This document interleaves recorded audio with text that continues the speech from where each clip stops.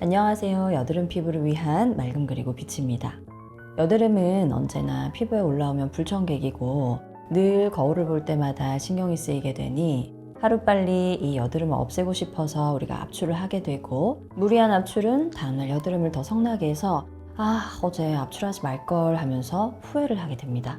자책하는 그 마음을 겨우겨우 추스르면서 외출을 하면 모두가 다 내 여드름을 보는 것만 같은 그 불편한 기분에 우리는 여드름을 자꾸만 가리게 되죠.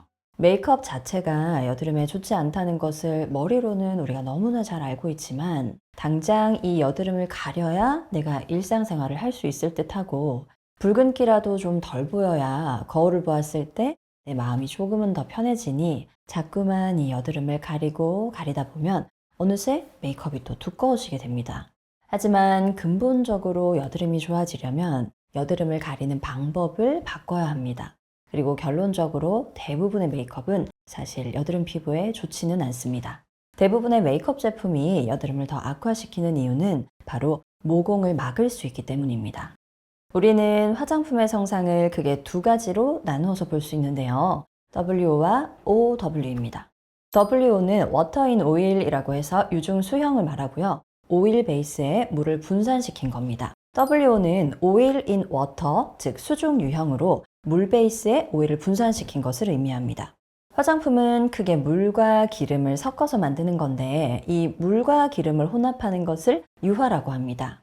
물과 기름은 함께 컵에다 넣어두면 서로 섞이지 않는 성질이라 분리가 되죠. 그런데 이 서로 섞이지 않는 성질이 다른 두 액체 중에서 한 액체가 다른 액체 속에 입자 형태로 분산된 형태를 유화, 즉 에멀전이라고 합니다. 그리고 이 유화 형태에 따라서 우리가 WO와 OW로 나뉘게 되는 겁니다.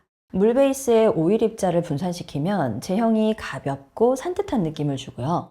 오일 베이스에 물 입자를 분산시키면 무겁고 오일리한 느낌을 주게 됩니다.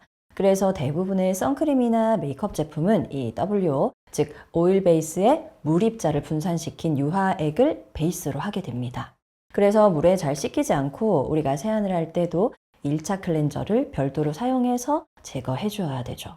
이 WO 성상에서 색을 나타내는 성분이나 자외선 차단과 메이크업 성분들이 여드름을 더 악화시키는 요인으로 작용할 수 있습니다. 더불어 메이크업 제품은 주로 피부의 결점을 가리는 것을 목적으로 하기 때문에 커버력과 지속력이 주 요소인데, 이 두 가지를 강화하기 위한 성분들이 피부 표면에 오랫동안 머물러 있어야 되니까 모공 입구를 오랫동안 차폐함으로써 이 여드름을 더 악화시킬 수 있습니다. 모공 입구를 닫아두니 피지가 원활히 잘 배출되지 못하기 때문이죠. 그런데 기초 화장품에도 오일이 함유되어 있는데 왜 색조에 함유되어 있는 오일이 더 문제가 될까요? 기초 화장품에 함유되어 있는 오일은 주로 식물성 오일이나 보습을 돕는 에센셜 오일이 많지만, 색조 화장품에 함유되어 있는 오일들은 안료의 분산성을 좋게 하기 위해서 첨가되는 물질이 대부분인데 여드름 피부에는 안 좋은 영향을 주게 됩니다.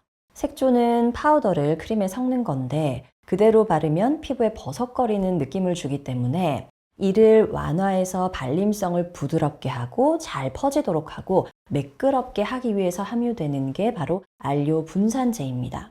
대표적으로는 이산화티타늄, 즉 TiO2와 라놀린 등이 있습니다. 또한 우리가 메이크업을 할 때 블러셔처럼 붉은 색소를 함유하는 제품들이 있죠. 이 붉은 색소를 함유하는 경우에도 여드름을 악화시킬 수 있는데요. 붉은 색소 자체가 코메도제닉의 성질을 띠기 때문입니다. 메이크업이 여드름을 악화시키는 이유 중에서 두 번째는 바로 클렌징 습관입니다. 맑고 투명한 메이크업이 아니라 이 여드름을 가리기 위한 메이크업은 베이스를 여러 번 레이어링을 하거나 커버력과 지속력이 우수해서 땀과 피지가 분비돼도 잘 지워지지 않고 피부 표면에 단단하게 고정되어 있는 제품들을 주로 사용하기 때문에 우리가 클렌징할 때 더 세정력이 강한 제품을 쓰게 되고 여러 번 반복적으로 피부를 닦아내게 되죠.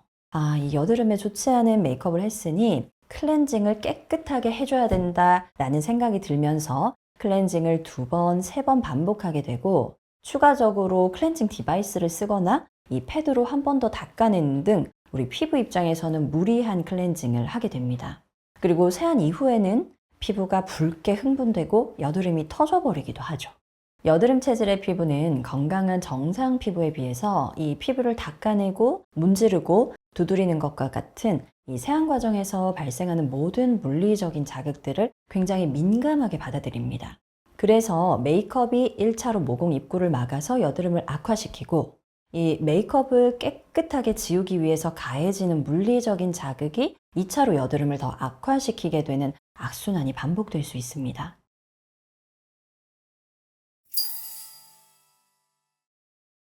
메이크업 제품은 피부의 관점에서는 사실 여드름을 좋아지게 하는 건 아닙니다. 다만 이 여드름이라는 것을 우리가 꾸준히 관리하기 위한 심리적인 관점에서는 여드름을 좋아지게 하는데 도움이 될 수 있습니다. 그래서 메이크업을 할 때는 여드름을 좋아지게 하는 것이 아닌 여드름이 덜 발생하도록 피부의 악화 요인으로 작용하지 않는다는 개념으로 선택을 하는 것이 중요합니다. 이 커버력이나 지속력이 저하되더라도 최대한 모공 입구를 개방시켜준다는 마음으로 피부를 완벽하게 커버하는 것보다 자연스럽게 얼굴 전체의 안색을 정리해놓은 정도가 좋고요. 특히 피부의 광채를 표현하기 위해서 오일 함량이 높은 제품은 피하는 게 좋습니다. 가벼운 메이크업으로 피부 베이스를 구축하고 중요한 일정이 있을 때는 국소 부위에만 컨실러를 가볍게 적용해서 내가 일상생활을 하면서 여드름을 좀 덜 마주할 수 있도록, 그래서 스트레스를 덜 받도록 하는 정도가 도움이 됩니다. 그리고 근본적으로 이 여드름이 개선이 돼서 선크림만 바르거나 안색의 균형을 맞추는 정도의 가벼운 메이크업만 해주어도 충분히 좋은 피부가 되는 게 당장의 여드름을 가리고 또 가리는 것보다는 장기적으로 피부에 훨씬 더 이로울 겁니다. 저도 수수한 부인에게 슬랙스를 입고 자외선 차단제만 발라도 맑은 피부를 꿈꾸던 때가 있었습니다. 그리고 지금의 피부가 되기까지는 결코 메이크업으로는 가려지지 않는 피부 상태를 견뎌야 했던 시절도 있었고요.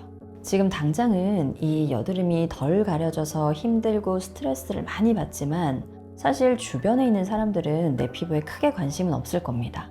그저 툭 던지는 한마디에 내 피부를 더 감추고 더 감추기 위해서 이 피부를 힘들게 하기보다는 여드름이 자연스럽게 배출될 수 있는 피부 환경을 만드는 데 집중해 보세요. 감사합니다.